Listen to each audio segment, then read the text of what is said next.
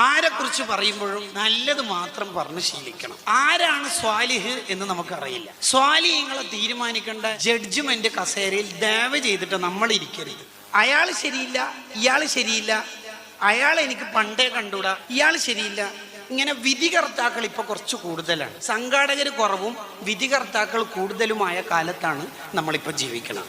എല്ലാരെ കുറിച്ചും വിധി എഴുതുക എന്നുള്ള ഡ്യൂട്ടി നമുക്കില്ല. മഹാനായ അബൂ യസീദുൽ ബിസ്താമി റളിയല്ലാഹു അൻഹു പറയുന്നുണ്ട്, ആരാണ് അല്ലാഹുവിന്റെ അടുത്ത് സ്വാലിഹ് എന്ന് നമുക്കറിയില്ല. അതുകൊണ്ട് ആരെക്കുറിച്ചും സ്വാലിഹാണോ വൈറു സ്വാലിഹാണോ എന്ന് വിധി എഴുതാൻ നമ്മൾ പോകരുത്.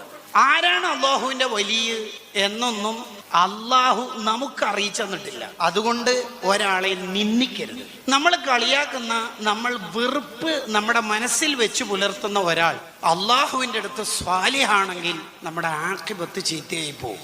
അള്ളാഹു കാത്ത് രക്ഷിക്കട്ടെ.